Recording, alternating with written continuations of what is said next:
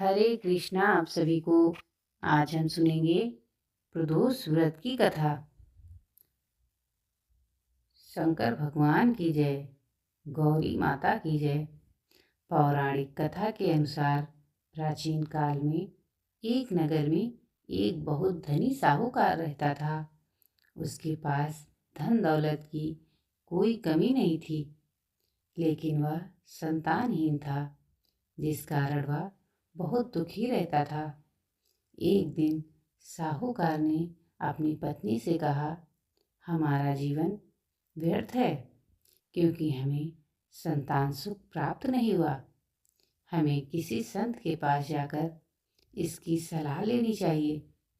साहूकार और उसकी पत्नी ने यात्रा आरंभ की और जंगल में एक विशाल वृक्ष के नीचे ध्यान मग्न बैठे एक संत के पास पहुँचे। साहूकार ने संत के चरणों में माथा टेका और अपनी व्यथा सुनाई। संत ने अपने ज्ञान चक्षु से साहूकार के भूत और भविष्य को देखा और बताया कि तुम पूर्व जन्म में घोर अपराधी थे, जिसके कारण तुम संतान सुख से वंचित हो। साहूकार और उसकी पत्नी ने संत से संतान प्राप्ति का उपाय पूछा। संत ने उन्हें प्रदोष व्रत करने का विधान बताया। उन्होंने कहा, तुम दोनों सच्चे मन से शिव जी का यह व्रत करो। प्रत्येक त्रयोदशी तिथि पर यह व्रत होता है, जिसे प्रदोष काल में किया जाता है। प्रदोष काल सूर्यास्त के बाद और रात्रि के आने से पहले का समय होता है।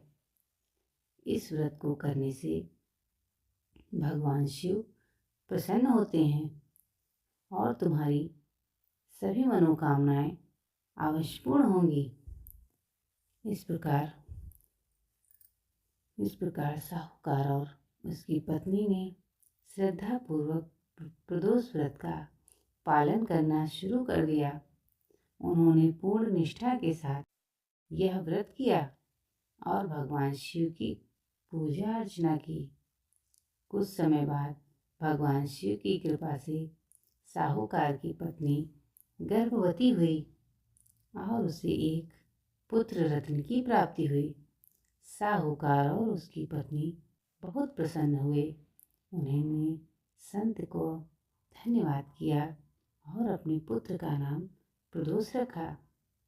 इस कथा का यह सार है कि प्रदोष व्रत करने से सभी प्रकार के दुख, कष्ट और दरिद्रता दूर होती है और भगवान शिव की कृपा से निसंतान को संतान, निर्धन को धन और सभी भक्तों को उनकी मनोकामनाएं पूर्ण होती हैं।